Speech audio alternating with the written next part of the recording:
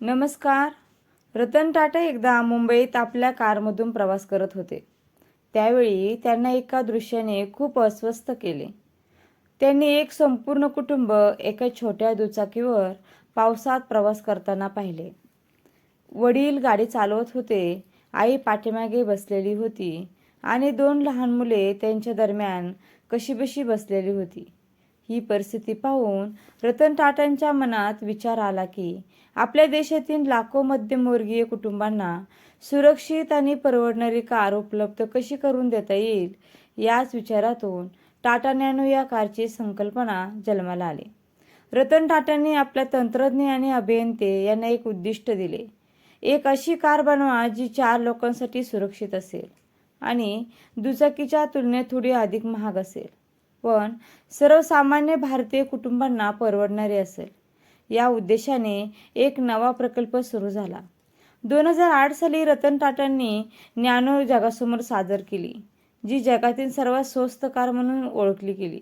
तिची किंमत फक्त 1 लाख रुपये ठेवण्यात आली होती, जी भारतातील सामान्य कुटुंबासाठी विकत घेणे सहज शक्य होते.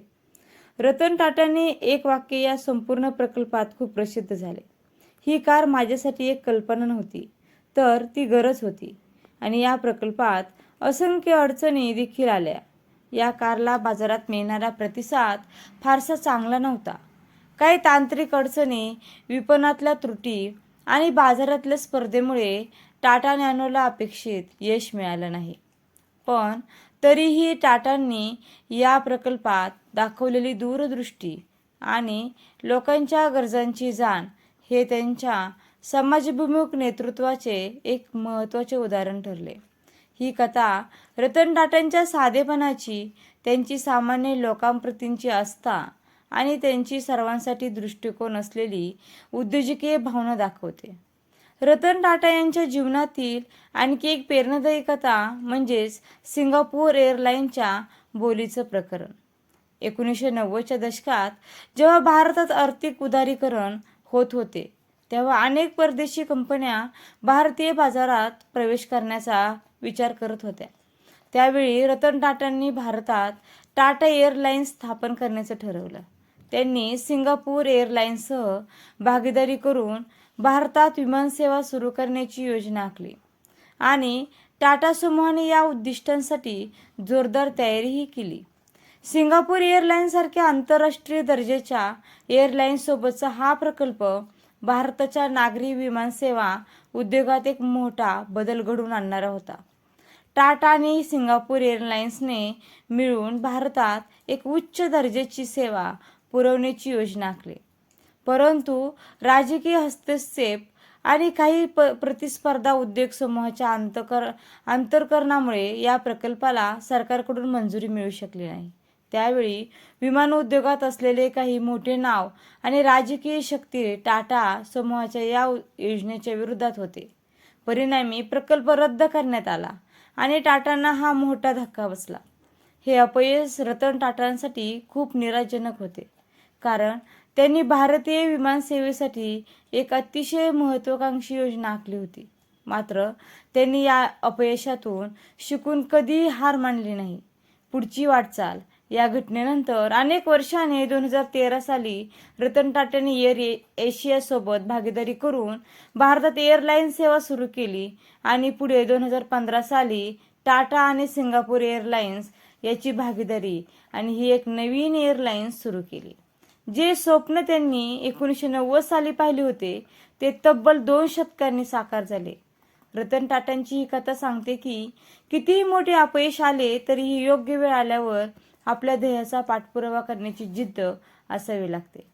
त्याच्या दूरदृष्टीमुळे आणि चिकाटीमुळे टाटा समूहाने विमानसेवा क्षेत्रात शेवटी यशस्वीपणे प्रवेश केला. 1999 साली रतन टाटांनी टाटा मोटर्सकडून जगातील नावाजलेल्या पॅसेंजर कार मार्केटमध्ये प्रवेश करण्यासाठी एक प्रयत्न केला. त्यावेळी टाटांनी टाटा इंडिका या कारचे उत्पादन सुरू केले होते. ही भारताची पहिली स्वदेशी कार होती, पण सुरुवातीला तिचा प्रतिसाद फारसा चांगला नव्हता. कारच्या विक्रीत अडचणी आल्या आणि कंपनीला आर्थिक नुकसान सहन करावे लागले. त्यावेळी रतन टाटांनी आपल्या व्यावसायिक सहकार्यासह अमेरिकेतील फोर्ड कंपनीकडे कार व्यवसाय विकण्याचा विचार केला.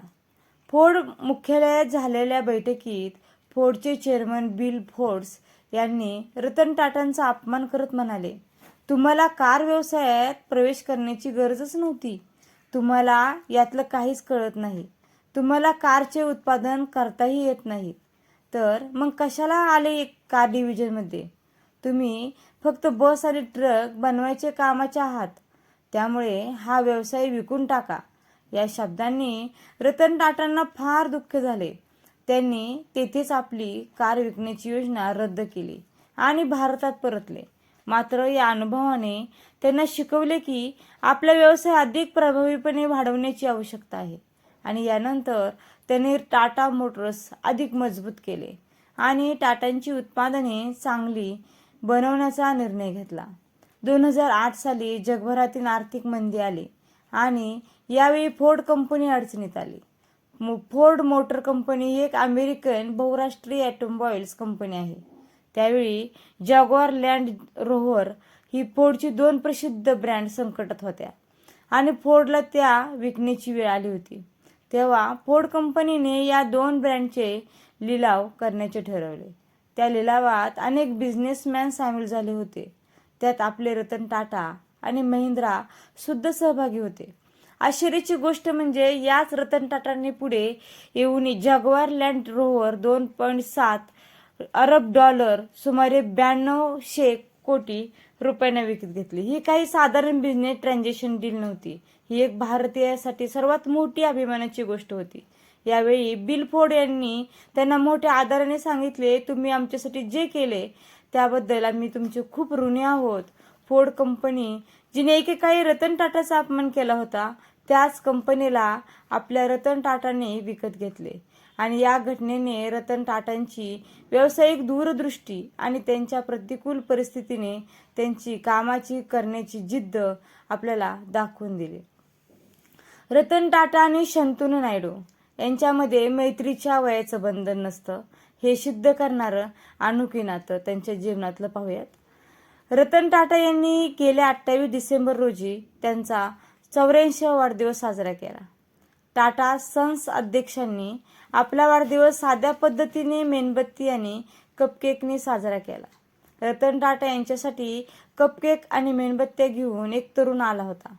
रतन टाटा यांच्या वाढदिवसाचा व्हिडिओ व्हायरलही झाला होता, ज्यामध्ये एक तरुण त्यांना केक खाऊ घालताना आणि त्यांच्या खांद्यावर हात ठेवताना दिसत होता. रतन टाटा यांच्यासोबत दिसणाऱ्या तरुणाचं नाव आहे शंतनू नायडू. नायडू तरुण वयातच तेथे पोचला, जिथे पोचण्याचे व्यावसायिक जगाशी संबंधित लोकांचे स्वप्न असते. अनेक मीडिया रिपोर्टनुसार शंतनू रतन टाटा यांना व्यवसाय आणि गुंतवणुकीच्या टिप्स देखील देत होता. शंतनूचा जन्म 1993 मध्ये पुणे, महाराष्ट्र येथे झाला. तो एक भारतीय उद्योगपती, अभियंता, कनिष्ठ सहाय्यक, सोशल मीडिया इन्फ्लुएन्सेस, लेखक आणि उद्योजक आहे. शंतनू टाटा ट्रस्टचे उपमहाव्यवस्थापक आहेत. शंतनूने कॉर्नेल विद्यापीठातून MBA केले आहे आणि टाटामध्ये काम करणाऱ्या त्यांच्या कुटुंबातील 5वी पिढी आहे. शंतनूच्या लिंक्डइन प्रोफाईलनुसार तो टाटा ट्रस्टमध्ये सप्टेंबर 2014 पासून काम करत आहे. अशी झाली त्यांची प्रवासाची सुरुवात. ह्युमन्स ऑफ बॉम्बेशी झालेल्या संभाषणात शंतनूने सांगितले की पदवी शिक्षण पूर्ण केल्यानंतर 2014 पासून त्यांनी टाटा ग्रुपमध्ये काम करण्यास सुरुवात केली. एका संध्याकाळी परतत असताना रस्त्याच्या मधोमध कुत्र्याचा मृतदेह पडलेला दिसला. एका भटक्या कुत्र्याला त्या अवस्थेत पाहून शंतनूला खूप वाईट वाटलं आणि तो एक कुत्राप्रेमी आहे आणि त्याने यापूर्वी कुत्र्यांची सुटका केली होती. शंतनू कुत्र्याचा मृतदेह रस्त्याच्या कडेला आणण्याचा विचार करत होता आणि मग त्याला काहीतरी करावे लागेल असे त्याच्या लक्षात आले. शंतनूने मुलाखतीत म्हटले की मला माहीत होतं की मला काहीतरी करायचं आहे. मी माझ्या काही मित्रांना बोलावले आणि रिफ्लेक्टरसह कॉलर डिझाईन केले. दुसऱ्या दिवशी आम्ही अनेक भटक्या कुत्र्यांना कॉलर लावले आणि ते केल्याने आम्हाला खूप बरे वाटले. शंतनूच्या उदात्त हेतूची चर्चा सर्वत्र सुरू झाली आणि टाटा ग्रुप ऑफ कंपनीच्या वृत्तपत्रातही ती प्रसिद्ध झाली. लोकांना डॉग कॉलर खरेदी करायची होती, पण शंतनूकडे निधी नव्हता. या दरम्यान शंतनूच्या वडिलांनी त्याला रतन टाटा यांना पत्र लिहिण्याचे सुचवले. शंतनूने पत्र लिहिण्यास संकोच करत होता आणि मग नंतर त्याला वाटले का नाही, त्यांनी टाटा यांना स्वतःच्या हाताने लिहिलेले एक पत्र पाठवले आणि सर्व विसरून गेला. पत्र पाठवल्याच्या तब्बल 2 महिन्यांनी त्याचे नशीब बदलले. त्याला रतन टाटा यांच्या स्वाक्षरीचे पत्र मिळाले. रतन टाटा आपल्या कामावर खुश आहेत आणि त्यांना भेटायचं आहे असे त्या पत्रात लिहिले होते. काही दिवसांनी शंतनूने मुंबईत रतन टाटा यांची भेट घेतली. टाटांनी त्याच्या कुत्र्याशी ओळख करून दिली आणि सांगितले की ते त्याच्या डॉग कॉलरसाठी निधी देत आहेत. 2016 मध्ये शंतनू नायडू MBA साठी कॉर्नेल विद्यापीठात गेला. लवकरच नायडू कॉर्नेल विद्यापीठात MBA साठी रवाना झाला, पण त्याने टाटांना वचन दिले की एकदा त्याने शिक्षण पूर्ण केल्यावर तो त्याचे जीवन टाटा ट्रस्टसाठी माझे जीवन समर्पित करेल आणि त्यांनी आनंदाने माझी विनंतीही मान्य केली. तो भारतात परतल्यानंतर टाटांनी त्याला फोन केला आणि म्हणाले, माझ्या ऑफिसमध्ये खूप काम करायचं आहे, तुला माझा सहाय्यक व्हायला आवडेल का? यावर शंतनूने हमी भरली. रतन टाटा हे देखील शंतनूच्या सुस्वभावी आणि सर्जनशील कल्पनांचे फॅन आहेत. रतन टाटा व्यवसाय आणि गुंतवणुकीबाबत शंतनूचा सल्ला घेतात असे अनेक मीडिया रिपोर्ट्समध्ये म्हटले आहे. शंतनू नायडूने आपल्या कामाने रतन टाटा यांचे मन जिंकले आहे. नायडू जुलै 2018 पासून रतन टाटा यांच्या कार्यालयात उपव्यवस्थापक म्हणून 3 वर्षापासून कार्यरत आहेत. शंतनू हा रतन टाटा यांच्या टाटा ग्रुपच्या ऑफिसमध्ये जनरल मॅनेजर म्हणून काम करत आहे. तसेच शंतनू हा रतन टाटा यांचा असिस्टंट होता. एवढेच नाही तर रतन टाटा कुठेही जाऊन देत, शंतनू हा नेहमी त्यांच्यासोबत असायचा. परदेशात जायचं असेल किंवा कोणत्याही कार्यक्रमाला शंतनू हा नेहमी त्यांच्यासोबतच असायचा. त्याने खूप लहान वयात खूप यश कमावलं आहे. शंतनूने वयोवृद्ध लोकांसाठी गुड फेलोज नावाची कंपनी सुरू केली आहे. या कंपनीत रतन टाटा यांनी 5 कोटी रुपयांची गुंतवणूक केली आहे. तसेच शंतनूने रतन टाटा आणि त्यांच्या आयुष्यावरील घटनेवर I came upon a light house नावाचे पुस्तक लिहिलेले आहे. आपण समाजाचे देणे लागतो याची प्रचिती ज्याच्या प्रत्येक कृतीतून येते असे उद्योगपती रतन टाटा यांच्या आणखी एका कृतीने अनेकांचे मन जिंकले आहे. टाटा यांच्या मालकीच्या मुंबईतील ताज या 5 स्टार हॉटेलच्या दरवाजासमोर एक भटका कुत्रा निवांत झोपला होता. त्याचा फोटो हॉटेल वास्तव्याला असलेल्या रुबी खान यांनी टिपला होता आणि सोशल मीडियात पोस्टही केला. सोबत या फोटोमागची कहाणी देखील मी तुम्हाला सांगणार आहे. भटक्या कुत्र्याला हटकू नका, त्याला हवं तिथे झोपू द्या. हॉटेलच्या आवारात जर असे मुके प्राणी स्वतःहून येत असतील आणि झोपत असतील तर त्यांना जाणून बुजून हटकू नका, असे निर्देश खुद्द रतन टाटा यांनी दिल्याचं हॉटेलच्या स्टाफनं सांगितलेलेच रुबी खान यांनी आपल्या पोस्टमध्ये म्हटले. त्यामुळे हॉटेलच्या दारात झोपलेल्या त्या कुत्र्याला कुणी हटकत नाही असं हॉटेलच्या स्टाफनं म्हणजेच रुबी खान यांनी सांगितलं. याच मन जिंकणारं कृतीचं कौतुक करण्यासाठी रुबी खान यांनी पोस्ट लिहून याची माहिती सर्वांपर्यंत पोहोचवली. रुबी खान एका कॉर्पोरेट कंपनीत उच्च पदावर नोकरीला आहेत. त्यांनी केलेल्या पोस्टवर ताज हॉटेल ही प्रतिक्रिया देत रुबी खान यांची आभार व्यक्त केला आहे. रुबी खान आपल्या पोस्टमध्ये म्हणतात, ताज हॉटेल अनेक राजकीय प्रतिष्ठित व्यक्तीपासून ते राष्ट्रीय आणि आंतरराष्ट्रीय सेलिब्रिटीपर्यंत असंख्य उच्च पदांसाठीच पहिली पसंती या हॉटेलला असते. त्यामुळे हॉटेलचा परिसर अगदी टापटीप आणि प्रतिमा जपणारा ठेवावा लागतो. याच हॉटेलच्या प्रवेशद्वारालाही खूप महत्त्व आहे. याच प्रवेशद्वारावर एक कुत्रा शांतपणे झोपला होता. कदाचित हे अनेकांना लक्षातही आलं नसेल, पण न राहून मी हॉटेलच्या स्टाफकडे सहज चौकशी केली आणि त्यांनी सांगितलं की रतन टाटा यांनी तसे निर्देश दिले आहेत की कोणताही मुका प्राणी जर हॉटेलच्या आवारात आला असेल तर त्याला हटकू नका. त्यांनाही भावना आहेत. टाटांच्या सर्व परिसरात भटक्या कुत्र्यांना मुक्त प्रवेश होता. रतन टाटा यांचा पाळीव कुत्रा गोवा देखील गुरुवारी त्यांचं अंत्यदर्शन घेतलं. त्याला सांभाळणाऱ्या महिलेने गोवाला इथून जाऊ द्या, त्याने सकाळपासून काहीच खाल्लेलं नाही असं म्हटलं होतं. गोवालाही टाटांच्या अंत्यदर्शनासाठी शवपेटीजवळ नेण्यात आलं. त्याला रतन टाटा यांचा चेहरा दाखवण्यात आला. त्यानंतर गोव्याला माघारी नेलं. तो जाणार होते, मात्र गोवा काही केल्याने रतन टाटा यांच्या पार्थिवाजवळ हटायला तयार नव्हता. तो बराच काळ रतन टाटा यांच्या पार्थिवाजवळ बसून होता. अखेर काही वेळाने गोव्याला तेथून दुसरीकडे नेण्यात आलं.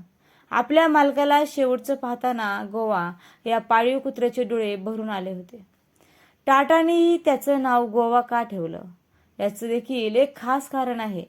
रतन टाटा एकदा गोव्याला गेले होते. त्यावेळी हा कुत्रा त्यांच्या भोवती घुटमळत होता. टाटा त्याला घेऊन मुंबईला आले.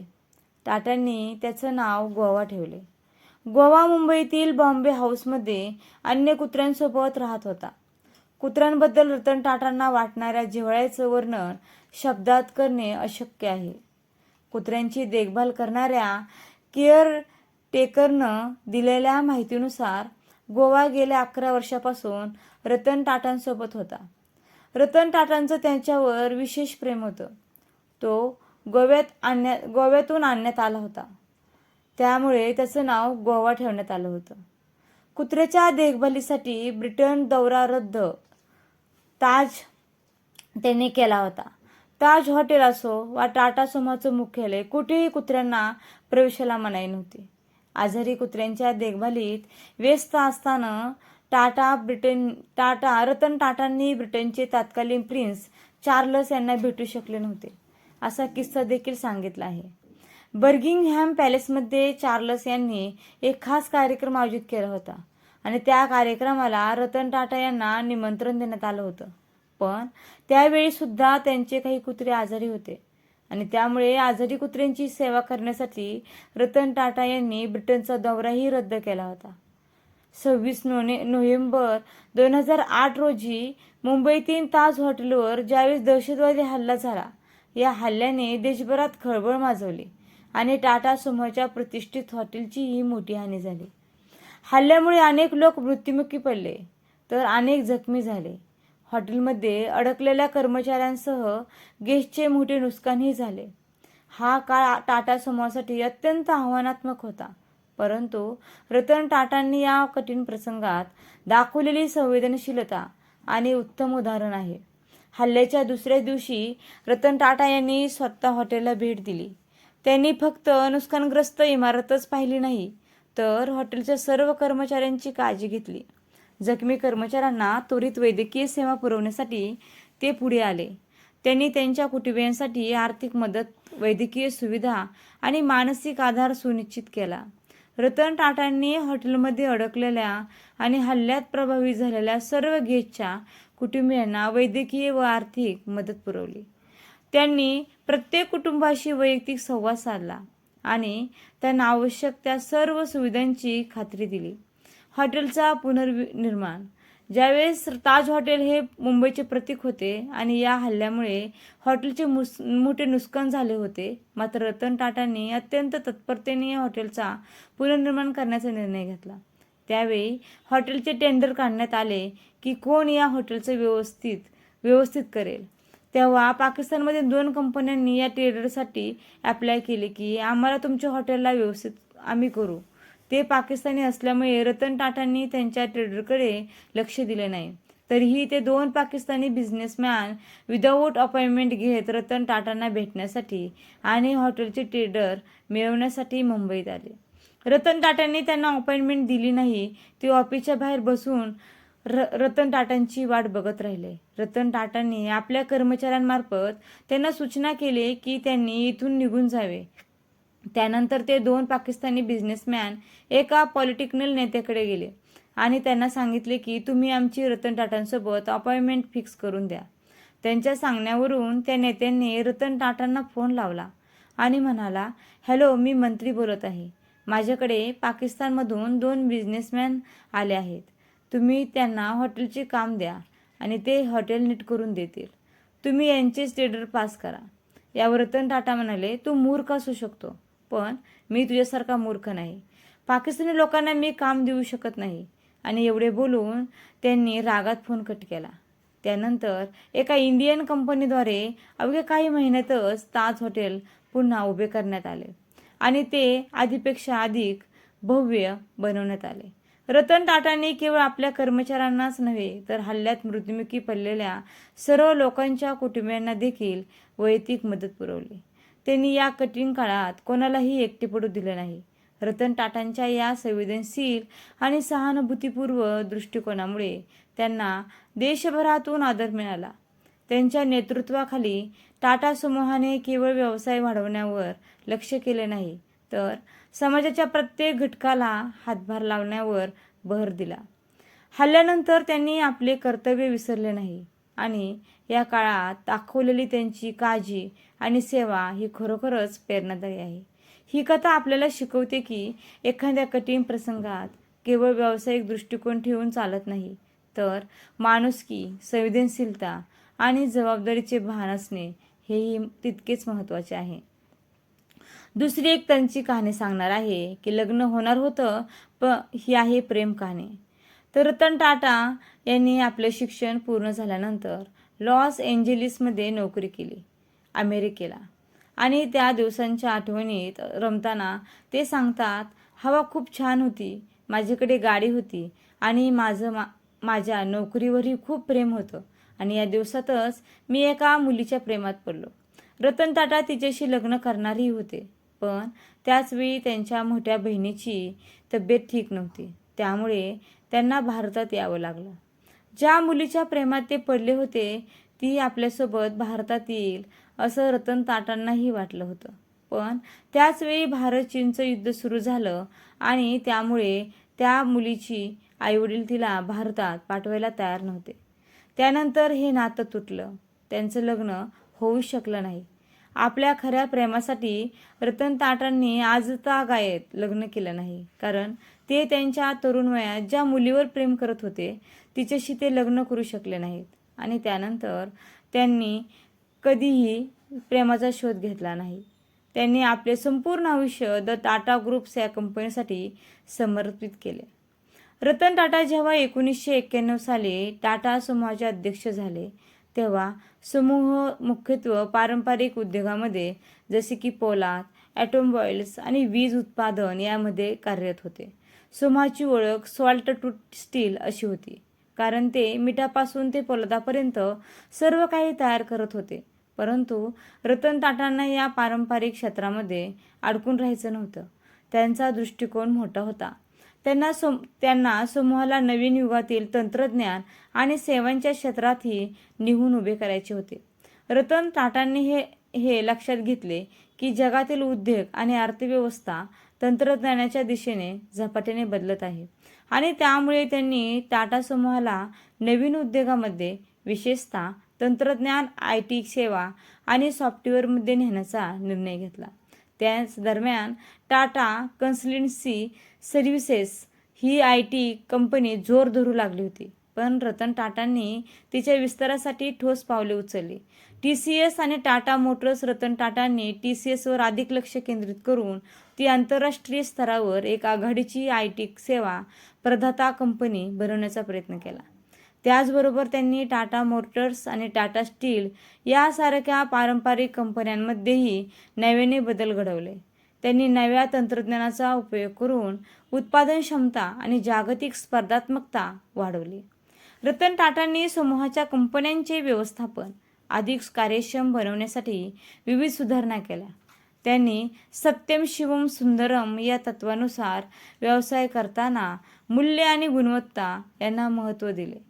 त्यांनी आंतरराष्ट्रीय अतिग्रहांना पाठिंबा दिला, जसे की Tetley tea, jaguar land Rover आणि कॅरी स्टील कंपनी या कंपन्यांचा विस्तार वाढवला.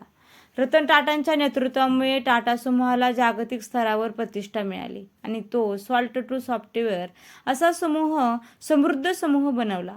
आज टाटा समूह केवळ पारंपरिक उद्योगापुरताच मर्यादित राहिला नाही, तर IT सेवा, IT निर्मिती आणि सॉफ्टवेअर क्षेत्रातही अग्रगण्य बनला आहे.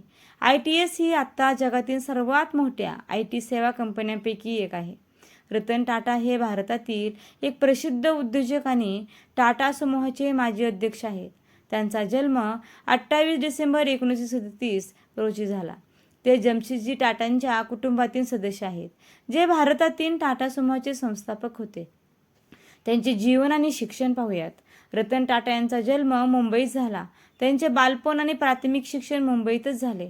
त्यांनी हार्वर्ड बिझनेस स्कूलमध्ये उच्च शिक्षण घेतले.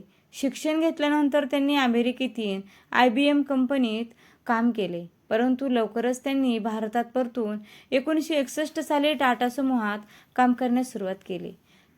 1991 साली RDN टाटांनी टाटा समूहाची अध्यक्षता रतन टाटा यांच्याकडे सोपवली.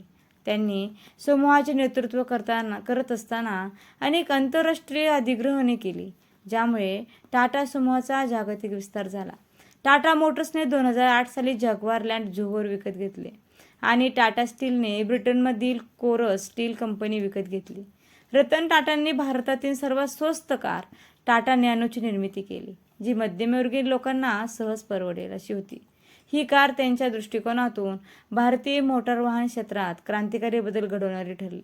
रतन टाटा यांचे योगदान केवळ उद्योग क्षेत्रापुरतेच मर्यादित नाही, तर त्यांनी टाटा ट्रस्टच्या माध्यमातून समाजासाठी अनेक उपक्रम हाती घेतले.